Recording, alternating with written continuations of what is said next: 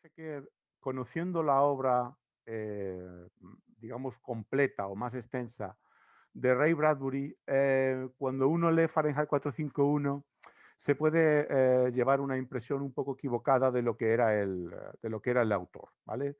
En primer lugar, porque al contrario de lo que se puede pensar, digamos, en una primera aproximación al autor, la mayor parte de la obra de Bradbury en realidad no es ciencia ficción, sino en realidad la mayor parte de sus historias, porque sobre todo Bradbury es un escritor de historias breves, son novelas o son historias que son principalmente del género fantástico.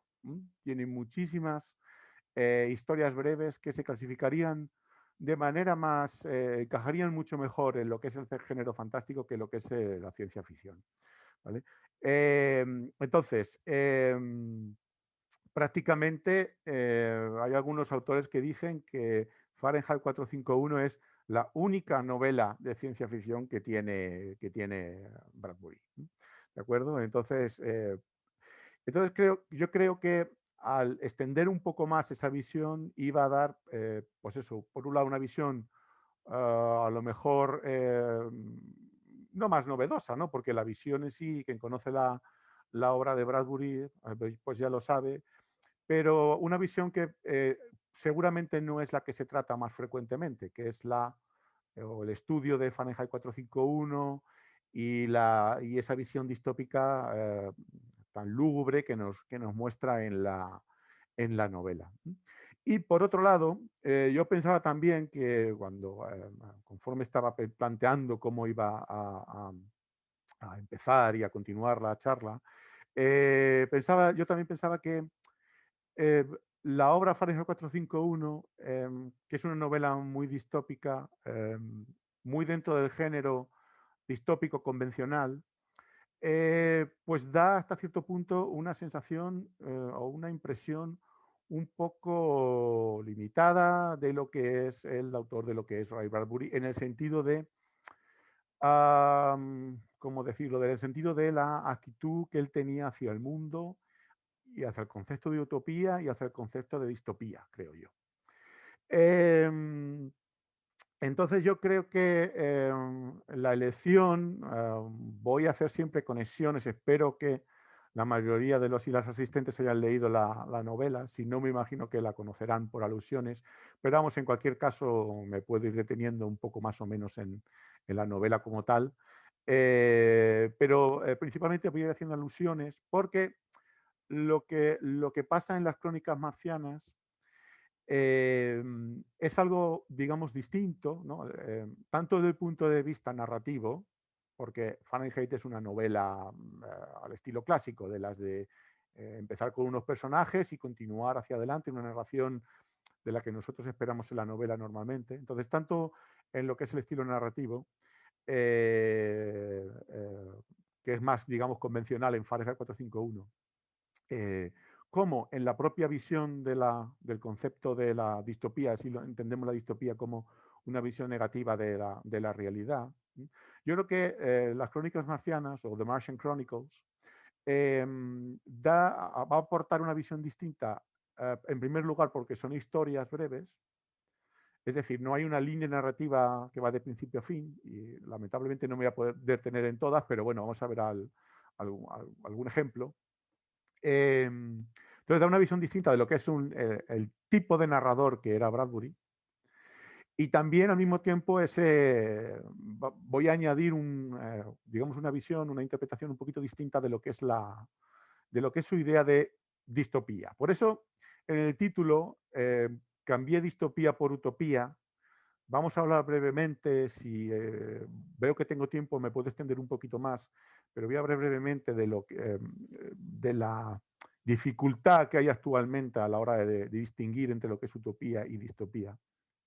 Pero cambié el título de distopía a utopía y añadí el tema de Marte por razones obvias, porque las crónicas marcianas es una colección de historias que lo único que tienen en común, o prácticamente lo único que tienen en común, es que se que tratan o que están localizadas en una, cuando Bradbury escribió su novela, en una futura colonización del planeta Marte, que todavía tenemos pendiente, por decirlo así, ¿vale? Entonces, claro, tengo que incluir el tema de Marte y cambiar la cuestión de utopía para que no se piense que Bradbury solamente hacía distopías o solamente tenía esa visión distópica de la realidad.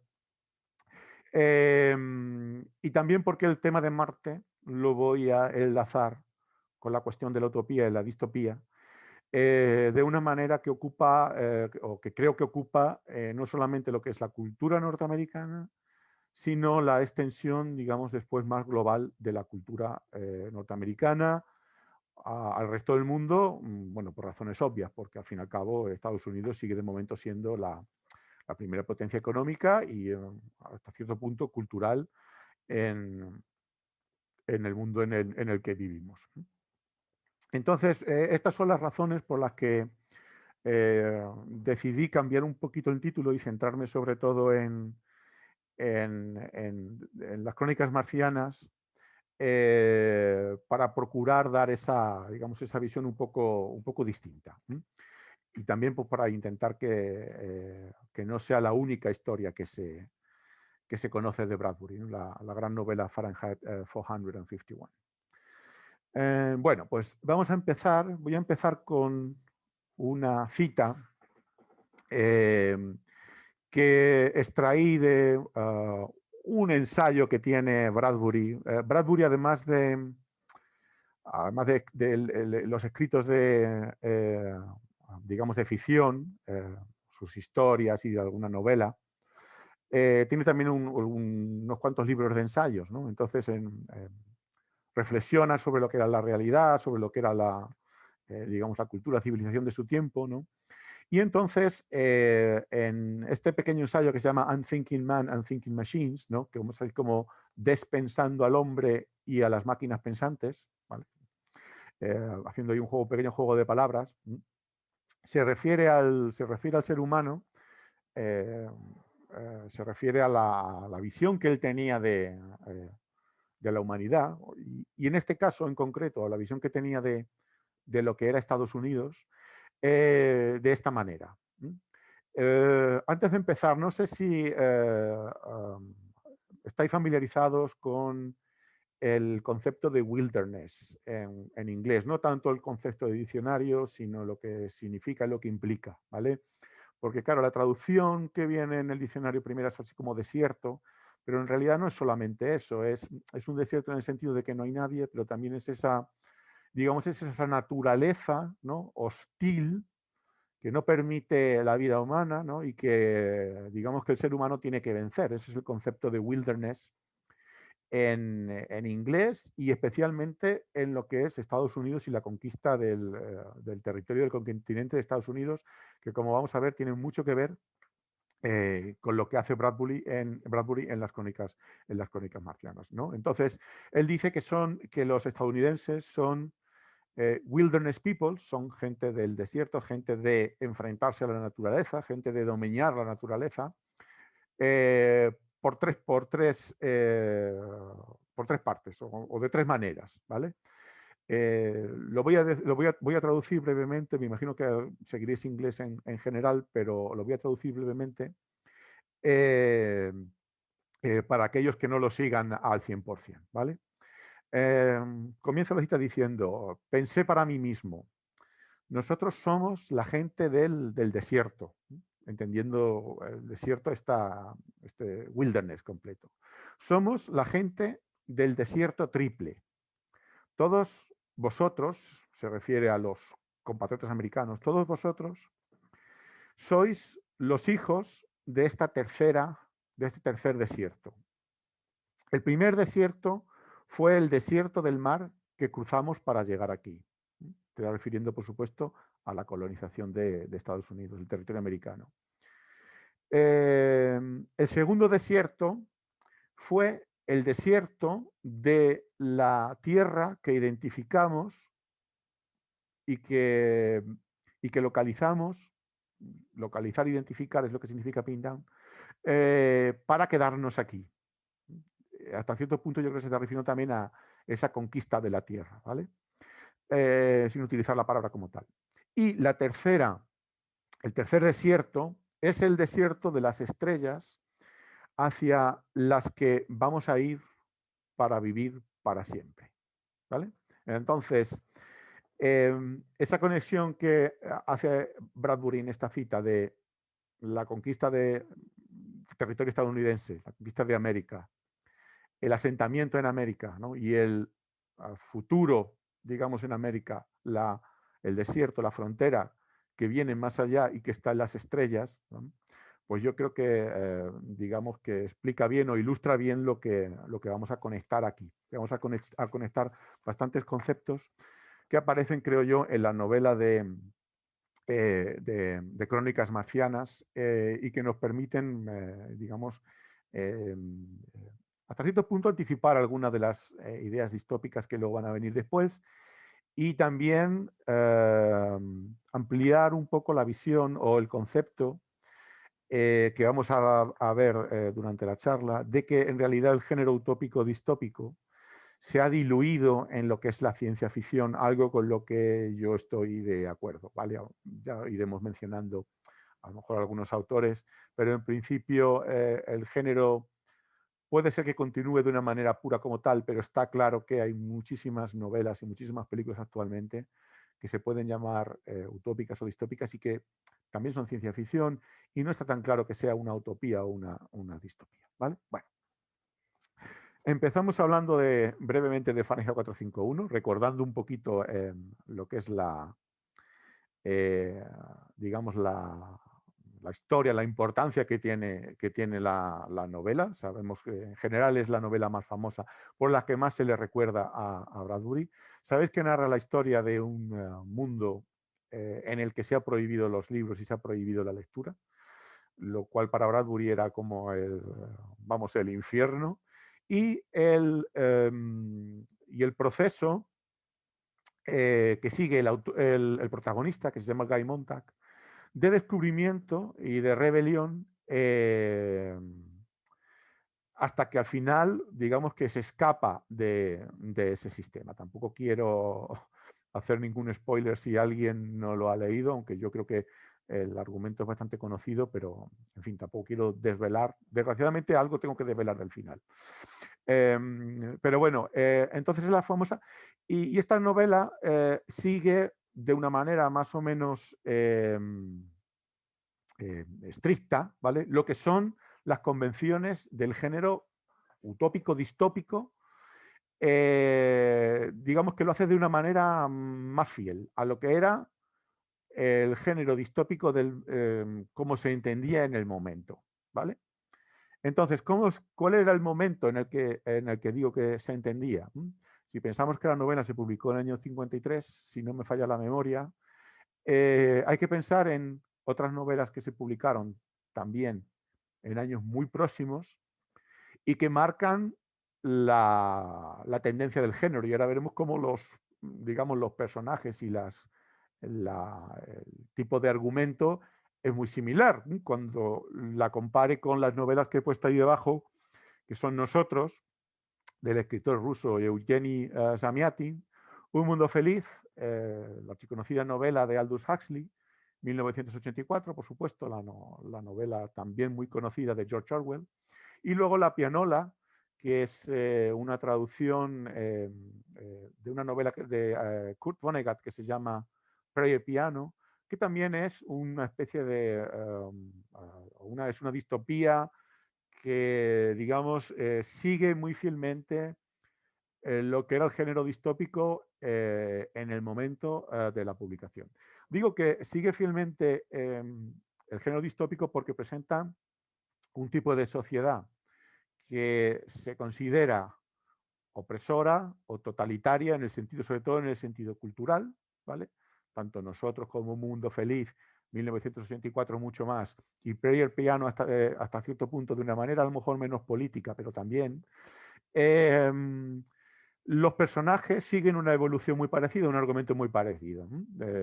Digamos que el lector se encuentra con esta sociedad totalitaria y vamos siguiendo los pasos del protagonista que va descubriendo todo este tipo de, toda esta, digamos, parafernalia, toda esta estrategia, toda esta maquinaria que permite la opresión, ¿no? En, en nosotros vemos la evolución, o en realidad no evoluciona demasiado, pero lo vamos viendo desde un punto de vista irónico, del protagonista de nosotros, que se llama, tiene un nombre que es Ralph, y luego tiene un apellido que son números, es decir, por eso se llama nosotros, porque los personajes han perdido su individualidad. En Un Mundo Feliz está este famoso mal adaptado personaje, ¿no? Que en realidad cuando lo estaban criando en los tanques donde nacían los bebés en El Mundo Feliz, se equivocaron de programación y no estaba totalmente conforme. Y entonces pues va paso a paso, ¿no? No está conforme con lo que es la sociedad. Y luego el descubrimiento al final de esa pequeña reserva de lo que llaman el salvaje, que se llama John, que es el personaje que no acepta este totalitarismo. Muchísimo más Winston en 1984, que es un proceso consciente de rebelión. Tampoco voy a contar el final, aunque el final es más o menos conocido. Y en La Pianola el protagonista es un ingeniero que vive en un mundo en el que todo está dominado por la eficiencia de la industria, de la tecnología, de la ingeniería, de lo que llaman el famoso know-how, ¿no? El saber cómo hacer las cosas. Y al final pues se revela en lo que llaman la rebelión de las camisas blancas, que al final, bueno, pues no, en realidad no llega a triunfar tampoco. Entonces, el Fahrenheit 451 es una novela en este sentido, pues muy parecida, porque seguimos a la evolución del personaje y vemos que es similar, ¿no? Es decir, sigue las convenciones del género de una manera bastante fiel, excepto en el final. Porque en el final, al contrario que lo que le ocurre a Winston, o lo que pasa con la revolución fracasada de la pianola, de Player Piano, es que Montag, que es el protagonista de Fahrenheit 451, se escapa y se encuentra en el bosque con una sociedad de lo que se puede traducir como hombres libro, bookmen, que son bueno, pues una especie de sociedad que se revoluciona o que busca la revolución o que espera que pase el totalitarismo para buscar la revolución. ¿Vale? Entonces, este pequeño cambio que yo veo al final, ¿vale? Es por el que digo, o por el que creo, que la visión de la utopía o de la distopía desde el punto de vista de Bradbury no es absolutamente cerrada. Es decir, Bradbury, si uno lee Fahrenheit 451, termina con una sensación amarga, triste, pero sin embargo, cuando lee The Martian Chronicles, y como yo quiero decir aquí, el mismo final de Fahrenheit 451, nos da una visión que, según algún autor, como he puesto ahí en la pantalla, lo que dice este autor Tupons es que tiene una actitud undecided, es decir, que no está definida, que no está totalmente definida en, en lo que es el autor. Y yo creo que The Martian Chronicles, ¿vale? Representa precisamente esa actitud no decidida, porque sí que es una utopía con rasgos distópicos, pero que también tiene una especie de, al final, una especie de mensaje pues un poco más positivo que el que uno se puede encontrar en Fahrenheit 451. Cuando uno termina de leer, por ejemplo, 1984, 1984, pues claro, esa falta de posibilidad de rebelión es bastante cruda. Cuando uno termina de leer Fahrenheit 451 o cuando termina de leer The Martian Chronicles, el cierre de la narración, digamos, esa determinación no es tan cerrada. Una de las razones es porque The Martian Chronicles son historias breves, enlazadas, en las que se habla de la exploración y colonización del planeta rojo de la época, ¿vale? Empieza en torno al año 99-2000, o sea que ya para nosotros es pasado. Para Bradbury, cuando se escribió, era 50 años en el futuro. ¿vale? De acuerdo. Y entonces, Bradbury, como ahora vamos a ver, en esta novela, que son retazos de muchas historias, nos presenta un Marte, un planeta rojo, que está totalmente relacionado con la experiencia de la propia creación de Estados Unidos y que por tanto se ve como una utopía. Y ahora iremos viendo cómo la va relacionando porque hay bastantes conceptos que están en la propia novela, yo creo que la podemos llamar novela, aunque sea colección de historias breves, ¿vale? Sobre todo porque el acontecimiento que lleva a la mayor parte de los exploradores, de los astronautas que viajan a Marte, es la idea de comenzar de nuevo. Cuando uno comienza de nuevo, ¿vale? Está intentando construir una utopía, ¿vale? Bueno, entonces, esta utopía de Bradbury en The Martian Chronicles se compone, creo yo, de tres elementos.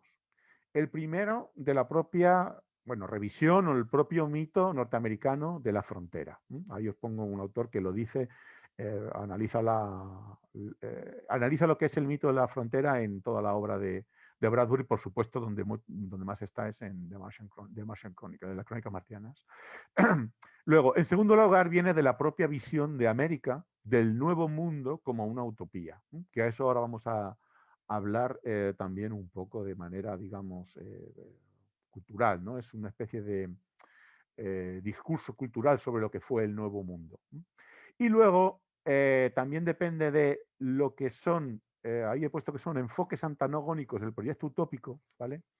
Que son dos visiones distintas de, de lo que es, digamos, el proyecto de utopía de Estados Unidos, pero que también se pueden, como voy a intentar demostrar, o como voy a intentar mostrar, extrapolar a lo que es digamos, la cultura global. Si queremos entender como una cultura global la que viene de Estados Unidos, vale, pero yo creo que en el momento en el que vivimos la cultura se va globalizando, tendrá componentes de la cultura norteamericana, pero yo creo que hay cosas que también se van globalizando y que se pueden hacer, se pueden pensar a nivel global. ¿De acuerdo? Bueno. Entonces, lo que quiero hacer es este pequeño contrapunto a la visión claramente distópica de Fahrenheit 451, ¿vale? Y también mostrar una aproximación que es moderna, posmoderna al pensamiento utópico, ¿vale? Porque ya la división entre utópico y distópico se puede convertir en algo muy complicado. Porque claro, pensar que hay una distinción entre utopía y distopía es que uno tiene claro de cuál es el mundo ideal. Y en la época posmoderna en que vivimos, eso no está tan claro. La utopía se puede convertir en distopía fácilmente en un instante, ¿vale? De hecho, hay algún término, hay algún autor que ha creado términos como critical dystopia y también critical utopia, ¿vale? Para explicar qué es cómo está evolucionando el género, ¿no? Entonces dice que vamos evolucionando no a una distopía, ¿no? Sino a una distopía crítica o utopía crítica, es decir, una utopía en la que también se tiene cuenta también se tiene cuenta la propia crítica o la propia autocrítica, una propia, digamos, visión de metaficción, es decir, de ficción dentro de la ficción, o de metacrítica dentro de la distopía, digamos una posición de metacrítica dentro de lo que es el género distópico. ¿Vale? Bueno, el mito de la frontera, aquí voy a intentar ir un poquito más deprisa, si en algún momento pues voy demasiado rápido, pues no sé si levantáis la mano y me paráis o, o algo por el estilo, ¿vale? Espero no, creo que con la guía visual se puede seguir. El mito de la frontera norteamericano, que ahora lo vamos a describir, es un mito, una leyenda, una creencia cultural, ¿vale? Que se fue asentando en la cultura norteamericana conforme de las 13 colonias originales, la nación se fue extendiendo hacia el oeste. Sabes que al principio estaban las 13 colonias que están en la costa este, desde, bueno, de lo que es Boston pues hasta la Florida española, que muy pronto fue también parte de Estados Unidos, y esas eran las colonias originales. Después empezaron a digamos, extender el territorio, expandirse hacia el oeste. Entonces, un escritor norteamericano que es, digamos que es muy famoso, se le reconoce por el ensayo que está citado ahí, que se llama The Frontier in American History, ¿vale? La frontera en la historia norteamericana, lo que hace es articular, ¿no? Explicar, casi identificar, ¿no? Ese mito, esa leyenda, esa creencia cultural de que Estados Unidos se había forjado o se había hecho distinto, precisamente por la propia experiencia de la frontera. ¿Vale? ¿En qué consistía este mito de la frontera? Seguramente habéis oído la expresión melting pot, esa olla en la que se funden las diversas personalidades. Si se piensa que Estados Unidos es un país fundamentalmente de inmigrantes, lo que se decía es que al llegar a Estados Unidos y al enfrentarse con the wilderness, con ese desierto, con esa tierra por conquistar, esa identidad europea se diluía en el melting pot y se construía una nueva identidad norteamericana, ¿vale? Marcada precisamente por ese olvidar lo que es la procedencia europea y marcada por ese individualismo y esa democracia igualitaria que solo se puede conseguir cuando uno se enfrenta cara a cara con la naturaleza en igualdad de condiciones con el resto de colonos, ¿no? Entonces, este discurso, este concepto digamos, hasta cierto punto utópico, es decir, explica lo que es la excepcionalidad de la cultura y de la nación norteamericana como algo distinto, ¿no? Como ese nuevo mundo, esa nación a la que todo el mundo quiere ir porque es la mejor nación de la Tierra, ¿no? Entonces se explica, se asocia con este concepto de la frontera, es decir, es en la frontera donde se produce ese salto que le da a Estados Unidos su personalidad, su identidad y el inicio de ese desarrollo económico que luego le va a llegar a ser, pues eso, esa referencia a nivel general, a nivel global, a nivel mundial, ¿vale? Y posiblemente estaréis pensando, ¿y qué tiene que ver esto con Marte? Bueno, pues tiene que ver con Marte que un escritor que seguramente influyó mucho en Bradbury, cuando era pequeño, Bradbury nació en 1920, y Edgar Rice Burroughs publicó su primera novela sobre Marte, sobre el tema marciano, en 1912.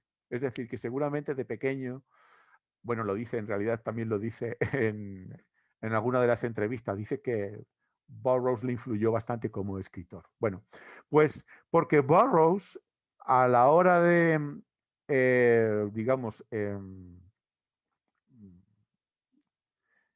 desarrollar sus 10 novelas que tiene 10 novelas sobre aventuras marcianas, parte de esa cita que veis ahí, en la que el protagonista, que se llama John Carter, hace no mucho han hecho una película que se llama John Carter de Marte, el protagonista se llama John Carter,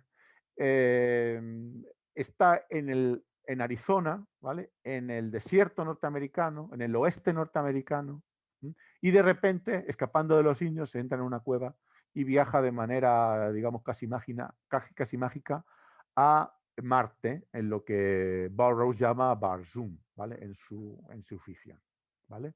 Entonces ahí lo veis, si leéis un momento, está hablando de Arizona, está hablando de Few Western Wonders, está hablando del oeste, está hablando de las historias típicas del oeste, está hablando de la persecución de los indios, de historias de vaqueros, de cowboys, está hablando de la frontera, ¿vale? Entonces, esa frontera, Burroughs la lleva a Marte y cuando Bradbury sigue o lee estas historias de Burroughs, ¿vale?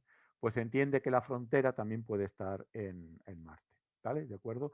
Hay que pensar que solamente unos cuantos años antes se había publicado la novelita de H.G. Wells, La Guerra de los Mundos, que donde también los marcianos, digamos, se iban a acercar se acercan a conquistar la Tierra, y es hasta cierto punto la novela de Burroughs y la historia de Burroughs es pues también una continuación de esa idea.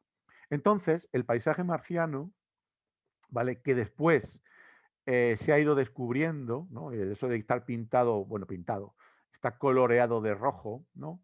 Los cañones que hay en Marte, esa arena, esas tormentas de arena roja, ¿vale? Pues nos llevan a un mundo, a una visión, coinciden mucho con lo que es la geografía del oeste norteamericano. No todo el oeste norteamericano, pero la visión estereotipada que tenemos del oeste americano, que fue la de John Ford. Los cañones y las praderas prácticamente desérticas, ¿vale? Entonces, claro, esa conexión visual hizo mucho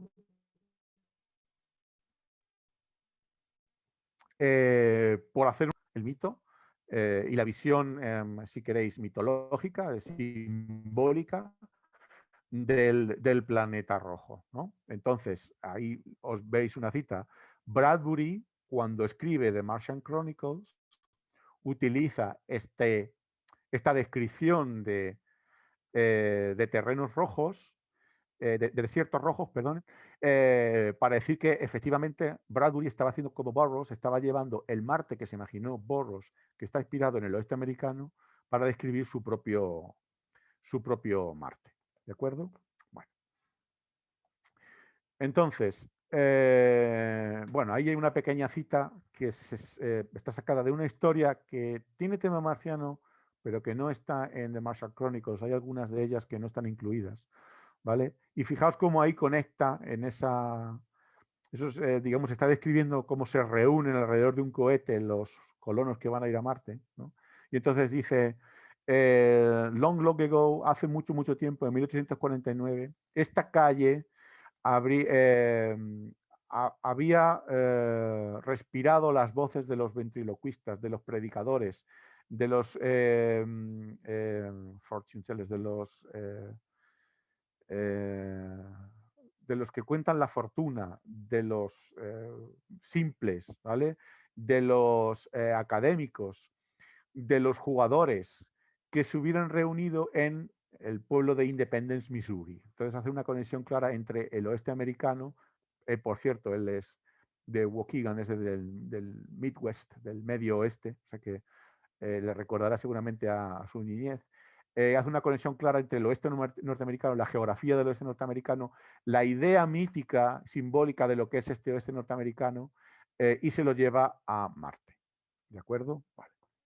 Se lo lleva a Marte como una utopía, es decir, como una visión de un mundo nuevo. ¿Vale?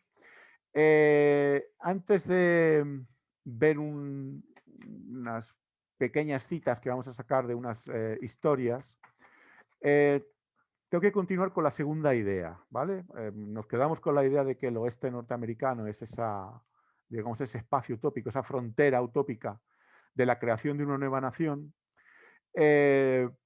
para explicar que esa idea, digamos que está arraigada en la cultura norteamericana, no es algo que es único de Norteamérica o de Estados Unidos, ¿vale? Sino que la visión de América como utopía o como un mundo nuevo, ¿vale? Donde se va a empezar desde cero, ¿vale? Es algo que se utilizó o que se extendió al resto de culturas, incluida la española cuando llegó a América. ¿Vale?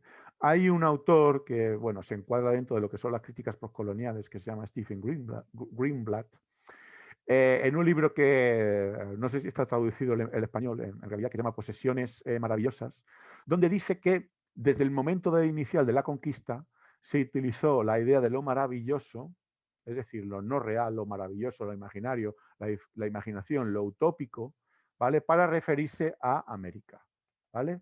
Es decir, nosotros hablamos de América como el nuevo mundo, como el jardín del Edén, como el paraíso. También tenemos la leyenda del Dorado, es decir, ese nuevo comienzo o esa idea del nuevo mundo, del nuevo inicio, del olvidarnos de lo que viene, de lo que arrastramos de Europa, es algo que ocurrió en todas las culturas que se enfrentaron con la conquista norteamericana y que se transformó en este sueño americano, ¿vale? Este mito de la frontera norteamericana, que luego después, como ya vamos sugiriendo, ya vais viendo, creo, por dónde voy, se va a continuar en la ciencia ficción, en la expresión del mito de la frontera en un espacio que está fuera del planeta Tierra, ¿vale? Solo tengo que recordar, si hay algún seguidor de la serie de películas y de series de televisión Star Trek, solo tengo que recordar que el logo al principio empieza diciendo Space, the Final Frontier. También está relacionado con esto. Es esa frontera que se lleva más allá y que es ese horizonte utópico, ¿vale? Ese nuevo mundo, ese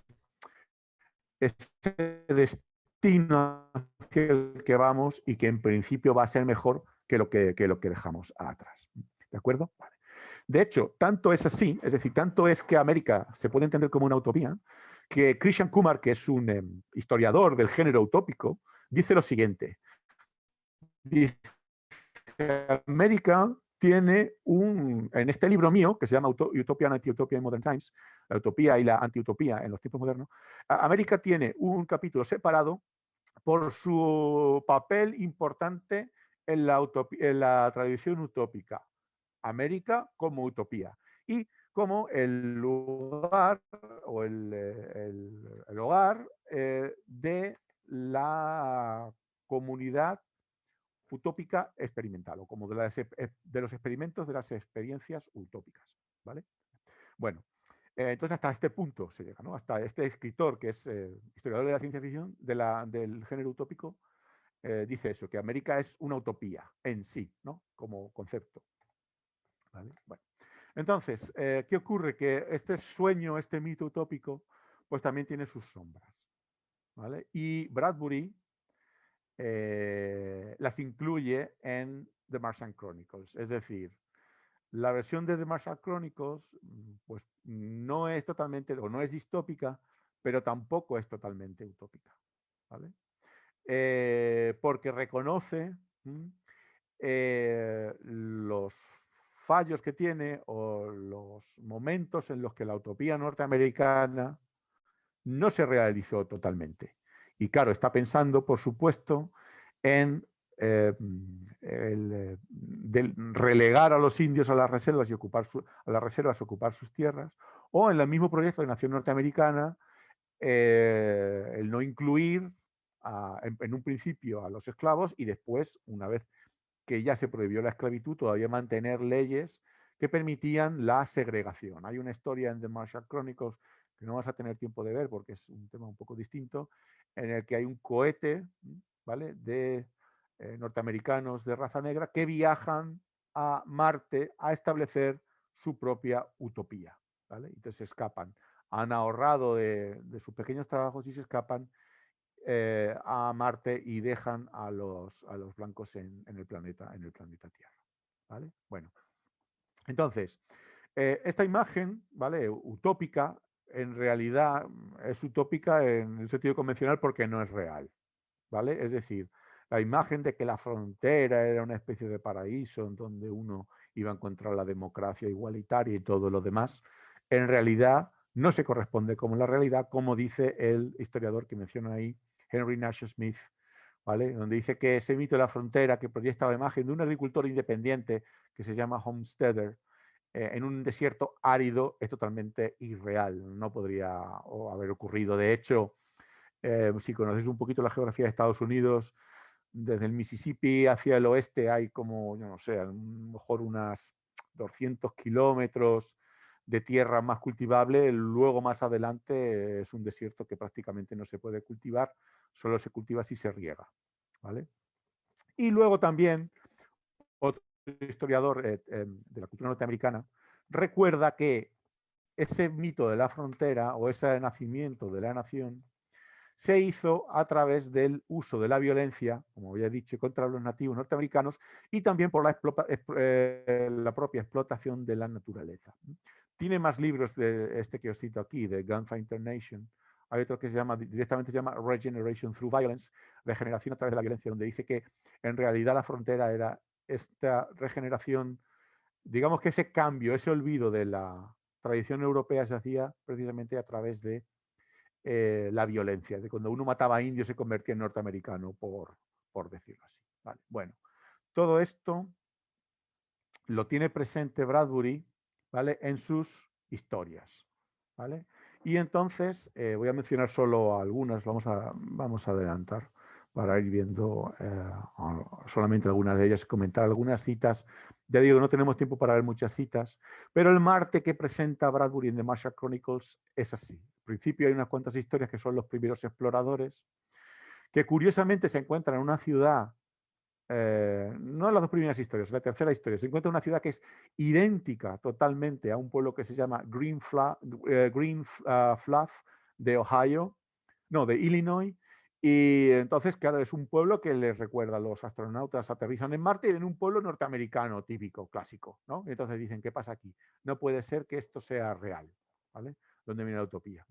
Pero bueno, vamos a ver ahí unas pequeñas citas de algunas historias para que veamos, primero, ese sentido de ese escapar de lo que es Europa, ¿no? Y venir a un mundo utópico, es decir, el deseo de desarrollar un mundo nuevo, que es lo que tienen los colonizadores del Marte de Martian Chronicles y los que van a venir luego después, ¿vale?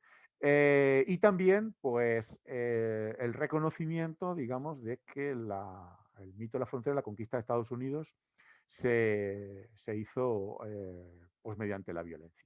Como veis, hay una de las historias que se llama The Taxpayer y dice que iba a haber una guerra atómica en la Tierra dentro de 2 años y no quería estar ahí cuando ocurriera. Y se escapaba, el protagonista se escapaba de... a ver que veo aquí la cita.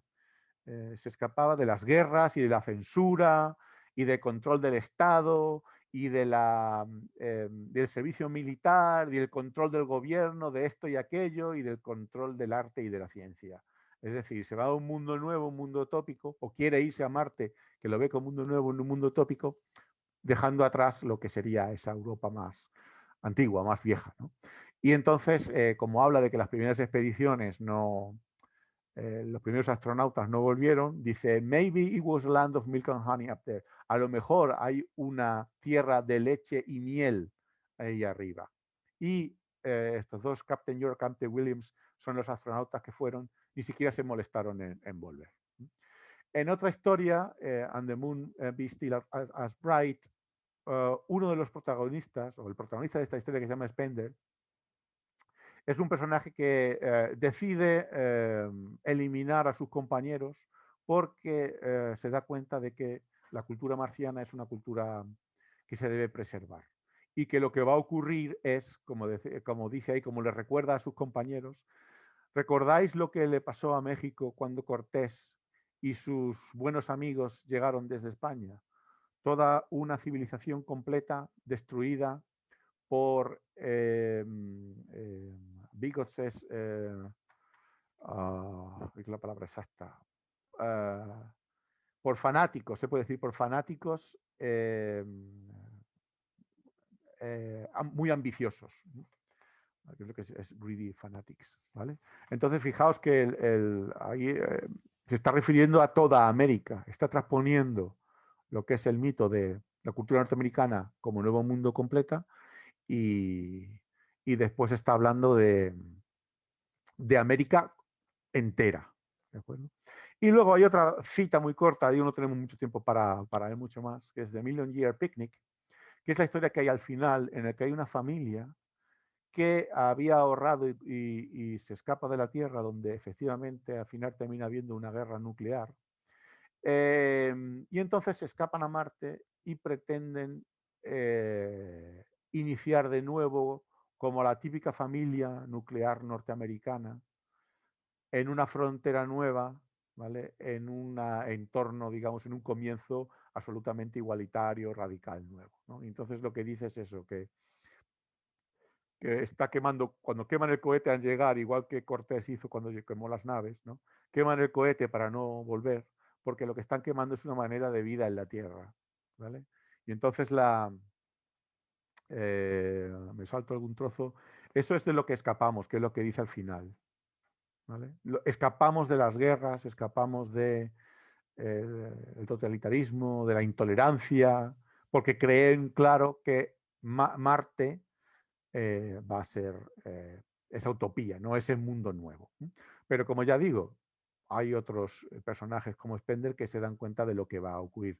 De hecho, es lo que ocurre. Los marcianos terminan desapareciendo del entorno de The Martian Chronicles al final. ¿Vale? Bueno, veo el tiempo que es, voy a intentar ir un poquito más rápido. Bueno, entonces, no solamente es que The Martian Chronicles es crítico con la propia visión del mito de la frontera como una utopía, sino que además muestra, por decirlo así, lo que es, en primer lugar, una contradicción en la visión utópica del propio Estados Unidos y que yo creo que se puede extrapolar a lo que son las visiones de la utopía. Ahora vamos a ver algunos ejemplos de las visiones de la utopía un poquito más, digamos, de la utopía en general, del género utópico, si queréis, en general, o incluso de la ciencia ficción en general. ¿Vale?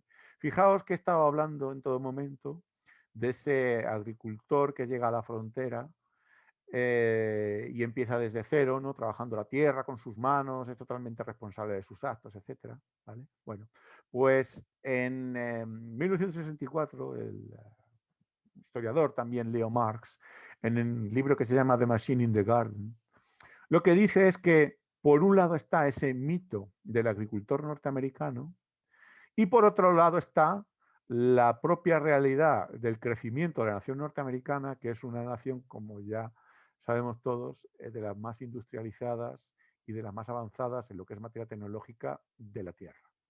Entonces eso lo ve como una contradicción que yo creo que se puede extrapolar a la contradicción en las utopías. Ahora vamos a ver algunos ejemplos de novelas utópicas que rechazan la, digamos, la evolución tecnológica, el futuro tecnológico, si queréis la ciencia ficción, y se retrotraen a una sociedad agraria como si la sociedad agraria pudiera ser utópica frente a una sociedad industrializada que es distópica. Bueno, pues eso está ya implícito en la propia visión, en la propia contradicción que hay en la visión del oeste norteamericano. El oeste norteamericano, sí es cierto, habría agricultores, pero luego también estaba el tren. También estaba la explotación de la naturaleza, también estaba la creación de industrias. ¿Vale? Entonces, esa democracia real de los colonos se enfrentaba con los grandes conglomerados industriales y el gran desarrollo tecnológico de Estados Unidos. De tal manera que hay esas dos visiones contradictorias que yo me atrevería a decir, si me permitís hacer una referencia al presente, que todavía, o que señalan hasta cierto punto, la visión de las dos Américas que ahora hemos visto las elecciones enfrentándose. La visión más tradicional agraria, que sería la que apoyaría a Trump en general, y luego la visión de las costas, que es totalmente tecnológica, la costa de California o la costa de Nueva York, pues son industriales principalmente, ¿no? Entonces son dos versiones distintas de lo que es la utopía y de lo que tiene que ser, digamos, ese nuevo mundo, ¿no? Esa nueva organización de la sociedad que podemos decir que es América, ¿vale? Uy, esta cita está repetida. Bueno, la que quería decir era solo la de debajo. All the laws and beliefs of earth were burnt into small hot ashes, which soon would be carried off in a wind. ¿Vale? Entonces, ese abandonar lo que es el pasado, ¿vale? En esa visión opuesta a la utopía. Esta cita está repetida. Bueno, entonces, tanto de Martian Chronicles, partiendo de esta propia idea, digamos que también está haciendo una especie, o que también se usa, o que también sirve, ¿no? La exploración de Marte, para explicar una contradicción en el propio desarrollo del género utópico en general, ¿vale? Que hablaría de ir hacia adelante, hacia la tecnología, o lo contrario, una actitud antitecnológica que dice que nos va a llevar el uso sobre tecnológico, la tecnología nos va a llevar a la distopía, ¿vale? Y no a la utopía. ¿Vale?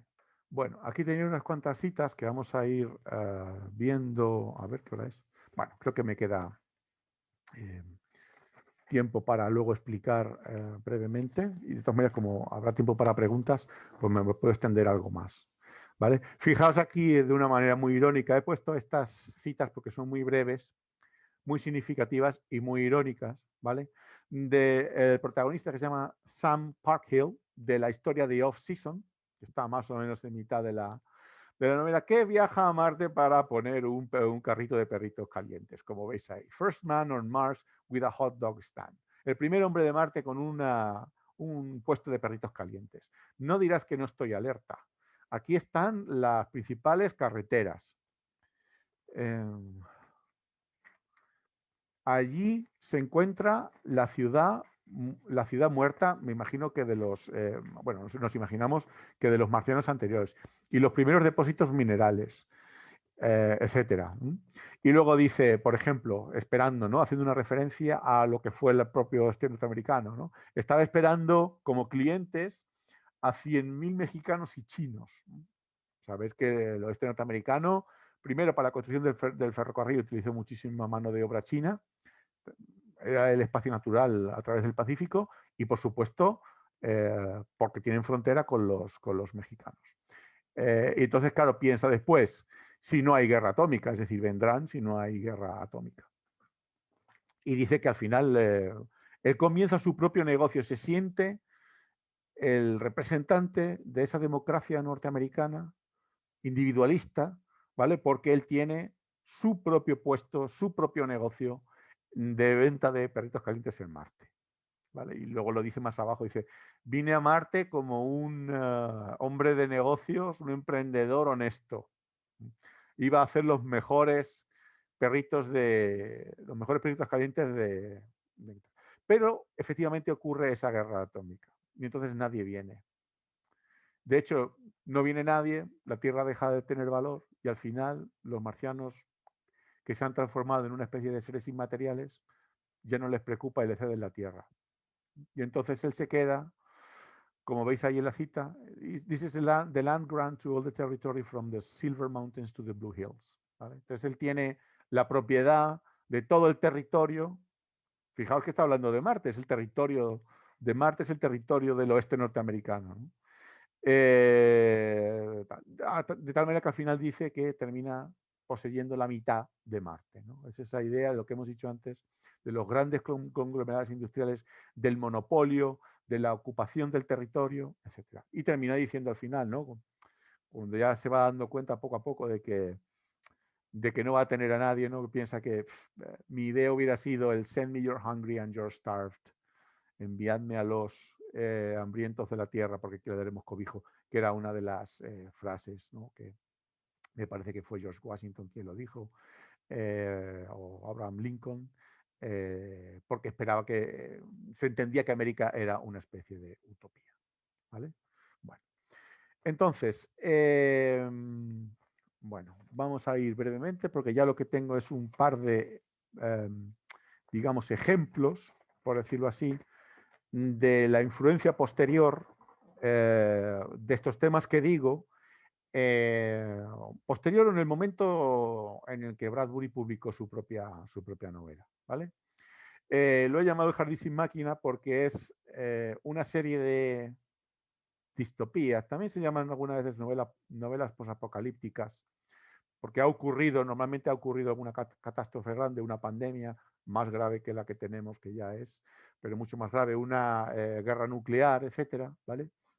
Y entonces se rechaza, igual que hay esas dudas en The Martian Chronicles sobre la explotación de la naturaleza en Marte, ¿no? Porque fijaos que ha dicho en la cita que hemos visto los depósitos materiales, ¿vale?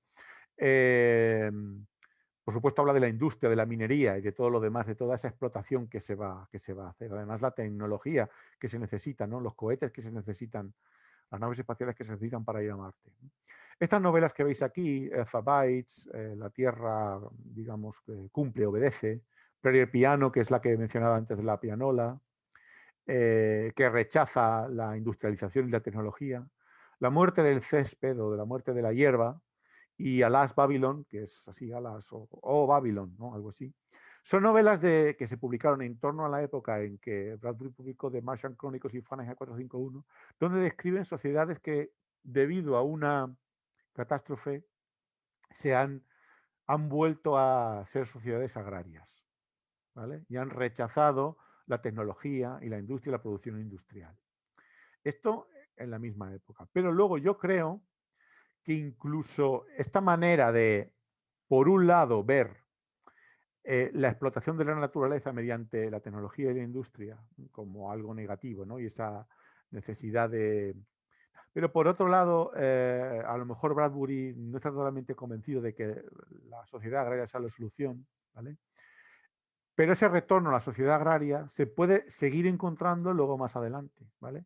En una novela de Ursula Le Guin que se llama The Dispossessed, que se considera una utopía en el sentido, una utopía moderna, fijaos que el año del 64, una utopía más o menos moderna, de la época moderna, de la época de en torno a los 60 o 70, que se supone que hay un pequeño rebrote, un pequeño sale rebrote antes que rejuvenecimiento de la utopía, se llama Dispossessed, donde hay dos planetas.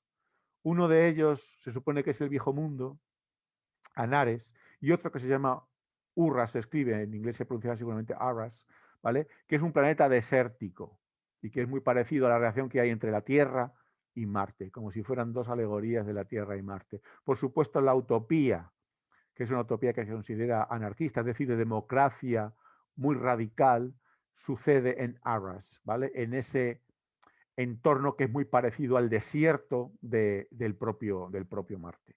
O incluso yo diría que la vuelta o digamos, las coordenadas del oeste norteamericano, ¿no? De ese enfrentarse con el desierto, están en la misma ecotopía, de Ernest Callenbach, ¿vale? Del año 79, porque Ecotopia está en la costa oeste norteamericana. ¿Vale? Entonces, es el oeste norteamericano, el que provoca ese, digamos, retorno a lo agrario, ¿no? Ese retorno a esa utopía, si queréis, agraria en ese momento. Que también luego después Kim Stanley Robinson, digamos que va a utilizar ese entorno de California en lo que se llama precisamente la trilogía de las tres Californias, The Wild Shore, The Gold Coast and The Pacific Edge, que retorna a esa, digamos, visión agraria de California. Y bueno, voy a ir rápido, que ya voy concluyendo. Bueno, vamos a avanzar para verlo. Y luego también esa visión de Marte, ya como veis, digamos que eso es la parte en la que creo que la manera en que trata Bradbury la utopía en The Martian Chronicles ha influenciado el propio género utópico. Y luego también ha influenciado el propio género o subgénero de las novelas sobre Marte, ¿vale? Porque hay muchas, ahí ver, no voy a pararme en todas. Si luego queréis os puedo dar bueno, pues una lista más detallada. Fijaos, por ejemplo, en la que se llama Frontera, precisamente, además en castellano, de Louis Scheiner, que está en el segundo párrafo. Estas son las de los 80 y los 90. Y recientemente hemos visto la de The Martian, que es una Robinsonada, una historia de Robinson Crusoe en Marte, una historia de supervivencia de las que se podría pensar que se hacen también en el oeste norteamericano, ¿no? Y sobre todo destacaría la propia trilogía de Marte, de Kim Stanley Robinson, que se considera una trilogía de utopía, ¿no? Utópica, de cómo empezar un mundo nuevo en Marte y cómo transformar Marte en una utopía, ¿no? Entonces, fijaos ahí que Kim Stanley Robinson, que es un autor que tiene mucha influencia de Bradbury, pues ha utilizado tanto California, el oeste, como el propio Marte. Y creo que son, casi ya para concluir, solo me queda una diapositiva, que lo que hace Bradbury y lo que luego se ha ido haciendo en el resto de las novelas que vienen después y que siguen su influencia, es precisamente lo que, bueno, puedo llamar globalización o internacionalización de esos temas y conflictos, ¿no? Que serían los encuentros con otras civilizaciones, el encuentro con los marcianos que ocurre en The Martian Chronicles, y cómo negociar ese, digamos, intercambio entre culturas, el choque entre la tecnología y la naturaleza, ¿vale? Que también está en la propia naturaleza del mito norteamericano, del enfrentarse al wilderness, a la naturaleza norteamericana y domeñarla, ¿no? Que claro, los tiempos han cambiado y ahora tenemos una visión distinta de lo que era el mito norteamericano. Y finalmente, pues se relaciona o nos habla de la ciencia ficción en el sentido de que la ciencia ficción también nos habla de la creación de una novela utópica. Entonces, para resumir ya muy brevemente, creo que The Martian Chronicles es ese contrapunto a la visión esencialmente distópica de Fahrenheit 451. Es una utopía, pero que no es una utopía simplista en el sentido de que no lleva a cabo a la reflexión, ¿vale? Sino que está hablando más bien de una manera nueva de hacer la utopía y la distopía, que ahora mismo se llama Critical Utopia o Critical Dystopia, según Sargent, en un artículo que tiene que llamar The Three Phases of Dystopia, me parece que es, o the three Phases of Utopianism, uno de los dos, ¿vale? Es una manera distinta. Lo que es el concepto de utopía se ha diluido en la ciencia ficción, ¿vale? Ahora mismo, ¿no? Y ahí tenéis la cita de Buque, donde dice Utopian Visions of las visiones utópicas de una sociedad ideal algunas veces sugieren una crítica de la sociedad actual, de la sociedad del momento, porque la considera que no es ideal. Mientras que las advertencias distópicas de los peligros de las malas utopías todavía dejan un pequeño atisbo de lo que serían las buenas utopías. Y perdón por la corrección en castellano y todo lo demás, ¿vale? Entonces es eso. El género utópico distópico se diluye en la ciencia ficción y también se diluye un poquito la diferencia entre utopía y distopía. Sobre todo porque no se hace utopía o no se hace distopía, sino que se hace una visión crítica de lo que es el mismo concepto de lo utópico y lo distópico. Entonces, partiendo de la frontera, de ese mito de la frontera, digamos que lo podemos convertir en un relato global. Lo que le pasaba a quienes se enfrentaban con la frontera norteamericana o quienes tuvieron que ir en The Martian Chronicles a Estados Unidos es algo parecido, son ese enfrentamiento que creo que seguimos teniendo, de visiones contradictorias de la utopía, de enfrentamiento entre lo que es la industria y la naturaleza, la sociedad agraria, sociedad muy industrializada tecnológica, etc. Y fundamentalmente es esto lo que quiere decir que Marcial Crónico es un referente para todas estas novelas que he dicho y para estos conceptos. Y nada más. Muchas Bueno, gracias. Ángel, muchísimas gracias por esta magnífica charla, que me ha encantado la manera de vincular todo el proceso de la conquista del oeste, de la expansión hacia el oeste con la colonización de Marte y cómo se plantea en las novelas de Bradbury. Y te quería preguntar, si no hay ninguna pregunta de momento, que veo que en el chat no la hay, vamos a dejar un tiempo para que nuestros participantes se animen con alguna pregunta, pero te quería preguntar no tanto por la literatura, sino por la realidad. Hemos visto a lo largo de este año y del año anterior que los proyectos de exploración de Marte parecen o parecían un punto dentro de la agenda del presidente Trump. ¿Sabes si se ha utilizado en algún momento esta dialéctica, estos, digamos, tropos tan americanos como la frontera, la expansión? Si en cierta manera se ha recreado todo este universo, digamos, cultural americano en la propia dialéctica de esa posible futura conquista de Marte? Pues yo personalmente no he oído ninguna de las intervenciones de Trump donde haya dicho que busca la frontera. Yo creo que sencillamente Trump no llega No llega tanto, ¿no? sí, a tal, digamos, capacidad de poder hilar, Ujú. una cosa con la otra. Kennedy sí lo hizo. Kennedy dio un discurso en el año 63 donde asoció, o 61, en el que asoció la carrera espacial que en ese momento comenzaba con el mito del oeste norteamericano, con la frontera norteamericana, pero yo creo que Trump no ha llegado a A tanto. Si me tanto, ¿no? permites, si me imagino, bueno, puedo dejar de compartir Sí, dejamos de para que compartir. vean, porque tengo aquí eh, un libro, a ver, que dejo de compartir. Voy a dejar de compartir. Bueno, eh, tengo aquí una lista breve bibliográfica, pero ahora las preguntas pueden Ujú. salir más cosas, no tendré problema en pasar la bibliografía, ¿vale? Voy a dejar de compartir para que me vean. Tengo aquí un libro que compré a propósito, que se llama The Case for Mars, ¿no? El caso a favor de Marte, por decirlo así, ¿vale? Que es ahí lo ves, Robert Zubrin, que es el presidente de la Asociación para la Colonización de Marte.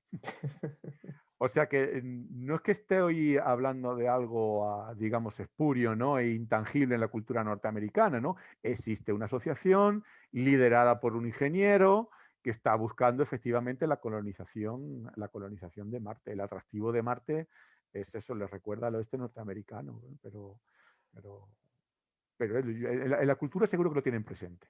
Ujú.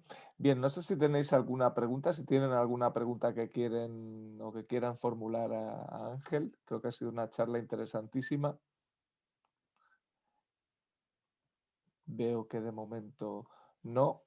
Yo sí que te quería preguntar también, Ángel, un poco por cómo ves el futuro del género distópico en la literatura norteamericana, ¿no? Creo que Ujú. este año ha sido un año ciertamente especial. ¿Y crees que va a influir en el camino en el que la distopía narrativa va a ir cogiendo en el futuro? ¿O cómo puedes? Ya. Bueno, a ver, difícil predecir el futuro. Lo digo para aquellos utópicos, es una cosa difícil. Vamos, yo lo que veo, seguramente todo lo que estamos viviendo va a generar un tipo de literatura, si queréis, de pandemia, ¿vale? No es Ujú, que no hubiera ya antes, pero va a generar, pues digamos, desde otro punto de vista seguramente. Pero ya todo lo que es la distopía, yo creo que está bastante sana y bastante fuerte, porque la visión principal de final de siglo, no sé si es porque es fin de siglo, desde final de siglo y los primeros años del 21 que llevamos, es principalmente distópica. Lo que prima o lo que más difusión tiene siempre son las novelas posapocalípticas, es decir, ujú. el momento que algo ocurre, que la sociedad como la vemos, pues termina y lo que tenemos es un futuro, bueno, normalmente negativo, normalmente triste, por eso es distópico.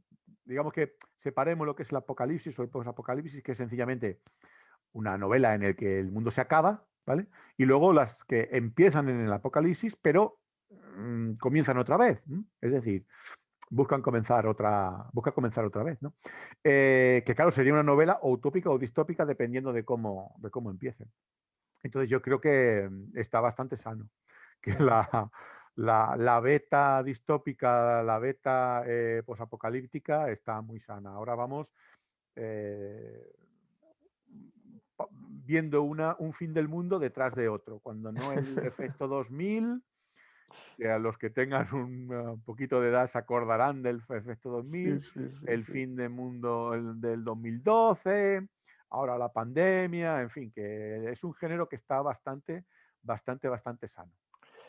Te pregunta María José si no crees que al final la ciencia ficción siempre tiene ese componente utópico. Y por otra parte, Iria te pide si al final se puede poner de nuevo la bibliografía final porque Mm, quiere consultarla. sí, bueno, voy a volver a compartir, ¿vale? Eh,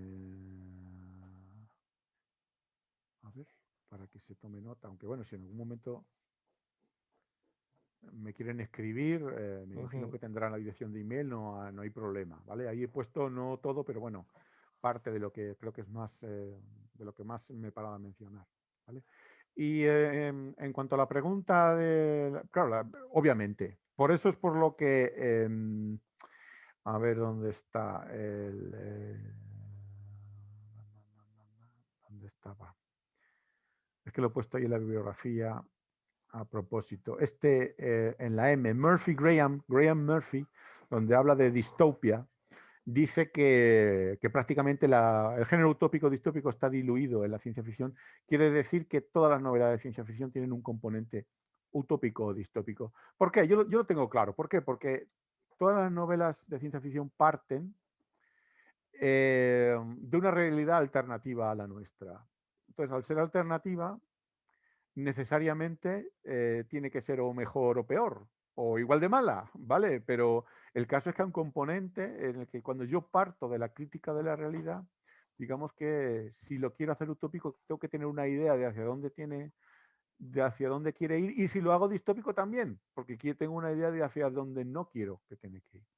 Entonces, obviamente, esto es algo que es relativamente reciente, pero se está empezando a tratar ya, la crítica principalmente lo analiza de este modo, que efectivamente toda la ciencia ficción tiene un componente utópico o distópico, bueno, dependiendo del enfoque individual de cada autor, pero obviamente no se podría separar. La ciencia ficción parte de una idea, de una visión utópica o distópica. Y Francisco Navarro te pregunta la diferencia que existe entre la utopía de Tomás Moro y la crítica de utopía o distopía ya diluidas en su definición. Vale, vale, de acuerdo. A ver, la utopía de Tomás Moro y las que vinieron después hasta prácticamente el siglo XX, ¿vale? Lo que hacían era proponer una sociedad. Y normalmente era una sociedad que era una sociedad ideal y una sociedad que no cambiaba. Es decir, era un proyecto, una descripción de esa sociedad ideal y que era hasta cierto punto inamovible. Eso es una utopía. Ahora, en el momento actual, ya sobre todo desde las distopías de principios del siglo XX, ¿vale? Ya no se hace de esa manera, digamos, tan irreflexiva, no en el mal sentido de la palabra, ¿no? Sino que no se habla de una utopía sin antes haber considerado las cosas que puede tener negativas la utopía. Por ejemplo, la utopía de Tomás Moro, ¿vale? Tomás Moro no se paró a evaluar qué podría ser negativo en su utopía, ¿vale? Esa, digamos, aproximación más crítica es lo que se hace actualmente. Uno pone o señala una visión utópica, como se puede encontrar en The Dispossessed, por ejemplo, pero no es todo bonito, todo perfecto, para hablar en castellano paladín, por decirlo así. Hay una cierta crítica, ¿vale?, subyacente a la utopía.